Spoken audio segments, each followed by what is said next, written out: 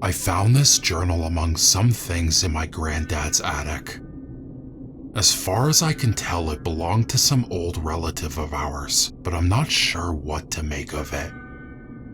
Maybe one of you guys can give me some help here. Maybe this is some sort of fiction the guy wrote while bored. I can't imagine running a farm was that entertaining, but at the same time, I really don't know. June 12th. Another storm tonight, a real bad one too. I think lightning touched down a few times in the pasture. I'm gonna have to go out tomorrow to make sure nothing's damaged. Today was good though, productive. I think Rose is going to have that calf soon. She's getting bigger by the day. Alva's talking about going to Sarah's grave again. I really don't know if me or the boys will have time. She might have to walk there herself. I wouldn't say it to her, but I miss Sarah too. Almost too much. It's better I stay home. June 13th. Someone was out last night in that damn storm. Albert found him this morning. He'd let out the cows to graze and went to check on the chickens before he heard a hullabaloo coming from the pasture. He ran out there and found that poor fellow. It was obvious he'd been out there all night. He was soaked to the bone, naked as the day he was born, and for a moment, I thought I had a dead man on my land. When he started to murmur, I had Albert and Sven bring him inside while I finished up the chores. The man's still not awake. We dressed him and set him by the fire to warm up. He's fevered, but Alva's a good girl and is taking care of him. I'm surprised he's still alive after being out in the rain all night, although I'm not holding my breath if he survives. The chills might take him before the morning. June 15th. He finally woke up. He'd been out since we found him, mumbling deliriously, and didn't have a clue where he was. But this morning, while Alva was sitting by him, he opened his eyes. He sat up and asked for some water. The man's got no memory of who he is or how he ended up on the pasture. I might end up making this month's trip to town earlier than planned. I'll start asking around. Someone's ought to be missing him, and well, he sticks out. Handsome man, strong jaw, hair so blonde it's almost white. He's got head and shoulders on me in height. He also has this scar on his back, not a whipping scar. It looks like someone tried to skin him. It's only recently healed too. In the meantime, I'll help him get healthy and see if he can handle some farm work. June 24th. We've taken to calling our guest Stefan. He seems amused by the choice and likes it, so Stefan he is. He still has no memory, but he's gotten strong enough to walk around and help keep the house neat. Alva already fancies him, practically lives to help him out and show him around. I really can't say I dislike the man either. He's quiet and doesn't speak a harsh word. Since he's gotten so much better, I think I'll see about having him help me with the cows in the morning. June 26th. The cows don't like Stefan. I don't know why, but the minute Stefan steps foot in the barn, they start to panic. They start making a ruckus and kick out at anyone who gets near them. I had to make them leave. I didn't want to panic Rose into losing her calf. The two goats we got don't mind him though. Stefan can enter the pen without getting butted, so that's his job now. June 27th. Alva had a nightmare last night that Rose lost her calf and gave birth to it dead. When Alva got close, the calf exploded into maggots that crawled onto Rose and ate her alive. Hell of a dream. She was pretty shaken up about it. Stefan took over her chores for the day. What a good man. I'm gonna make that run into town Monday. I'll bring Stefan with me, see if anyone can place him. It'll be a damn shame when he goes though. The bruises on my backside are finally fading since I don't have that damn billy goat charging me every time I go in there. July 3rd. No one recognized Stefan. I'm disappointed, but also a little relieved. It means he can stay around longer. We don't mind having an extra mouth to feed here, especially since he's willing to work. He sleeps in my room now, just so no tongues wag about him sleeping too close to Alpha. I won't have anyone slandering my girl's name. Stefan didn't mind the bedroll at least. He's asleep now. His hair is still white as the day he appeared. It looks like a halo spread around his head now. His face sometimes twists in his sleep, as if he doesn't like what he's seeing. Maybe he's seeing pieces of what he used to be, but he still can't put together who he is. What a poor man. I can't imagine not knowing who you are. July 4th. I had a dream last night. Rose gave birth to her calf, dead like Alpha's dream, but instead of turning into maggots, Stefan walked up to it. His mouth was turned into a grin so disturbing, it made me break into cold sweats. He knelt by the calf and pulled it up by the head before biting its throat. Worms crawled from the wound as Stefan chewed on the spoiled flesh. His teeth turned sharp as knives. He got up and walked to me. I couldn't run away. I couldn't move a muscle. Stefan then kissed me. His breath tasted like bitter rot. I could feel the worms from the meat squirming into my mouth and down my throat. I still couldn't move, and I began to choke on Stefan's tongue and the worms. When I woke up, I found myself chewing on my blanket. Stefan had woken me up and was getting dressed. It was time for chores.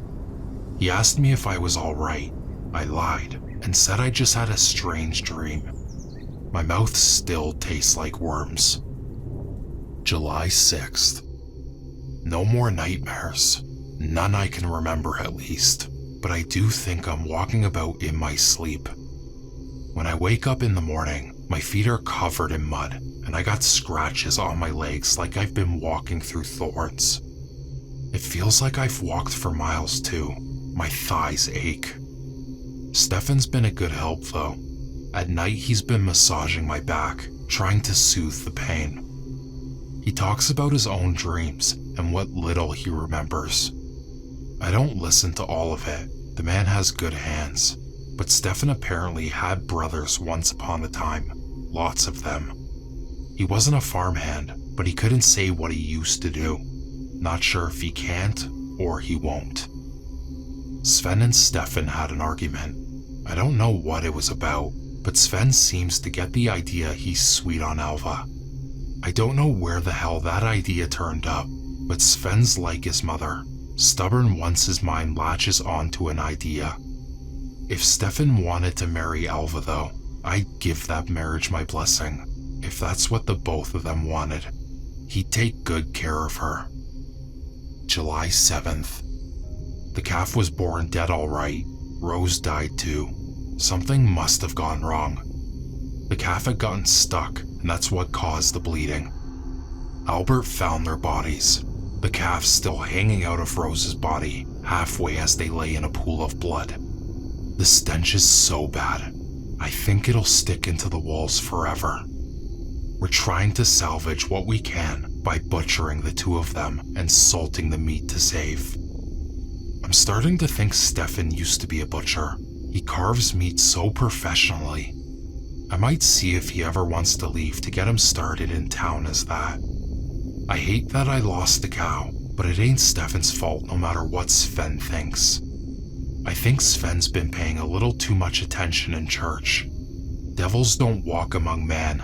The Son of the Lord made sure of that. They have no power over us. July 15th. I can't let my children know what happened this afternoon. They would never look at me the same way again. Stefan and I were out repairing the fence when he asked if we could go for a walk farther from the house. He said so we could be alone. The look in his eyes wasn't the kind of alone that I should have agreed to, but I did.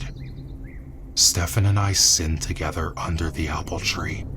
I love Sarah, I did, but she never made me feel the way Stefan did. It was bliss, like my wedding night all over again. I kissed his hands and praised his name, and I only feel guilty because of the risk of getting caught. It's our secret. Stefan will live here, just a man with no home and nowhere to go, and we'll keep on making love like husband and wife, and no one has to know. July 21st. Sven and Stefan had another fight. At first I found it funny, since Sven's still stuck on the idea that Stefan's wanting to marry Alva, but it turned into shouting and hot anger. Albert tried to get in between the two to try to calm them down, but then Alva fainted. Her skirt was soaked with blood. I took her into her room and yelled for Sven to run for the doctor. I had to undress her to see if she was injured, and that's when I saw it. A dead black kitten was curled between her thighs. As far as I can tell, she birthed it. I hid the cat's body by the time the doctor came, and he diagnosed it as one of those monthly things. I have to talk to Alva tomorrow when she awakens. July 22nd. Alva confessed to me witchcraft, but where she admits she learned it from has chilled me to the bone. Stefan gave her the tools to talk to the devil himself, to sell her soul to gain his power. I didn't believe her. I called her a liar, and that she'll burn in hell for tarnishing a good man's name. She burst into tears and told me everything. Stefan told her she had a gift, a power that could be unlocked. She at first resisted the idea of calling on the devil, but he told her how much could be gained. I asked if he was a witch too. She told me he was not, but told me that he was no man either. I'm gonna have to talk to Stefan tomorrow. I don't know how I'm going to do it, but I will. July 24th. It's storming again. I still haven't talked to Stefan. I've let him sleep in my bed and kiss my body, but I can't ask him why he turned my daughter to witchcraft. I'm afraid of his answer. Alva's strength has returned, and more so, it's doubled. I've seen more cats, black ones. I had to set down my journal. I thought it was hailing, but it's not. It's raining toads.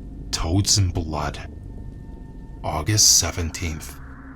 We buried Sven today. I've told the town there was an accident, that the cow had kicked him in the head, that he was killed instantly. I wish I could say it was instant. Stefan's missing. It still rains toads at night. Alva's gone too. She left last night. Albert is still here. He's all I have left. God have mercy on him, please. August 18th. Stefan came back last night. He says he wants to stay, but he knows I won't let him. We both now know his presence brings hatred and death, and although he might have not been born ill will to the family who took him in, he could not stop his curse. I kissed him through the window before I told him if he didn't get off my property, I'd shoot him in the head. He laughed at that. Sven, I'm so sorry. I should have listened to you. All my animals are dead, minus that damned billy goat. Sven is dead. My daughters ran into the forest to dance with the witches and marry the devil. All I have left in this world is Albert, and tomorrow we're packing up what little we have and getting out of here. That way Stefan won't be able to find us. I really don't know if I can turn Stefan away again. I'm not strong enough.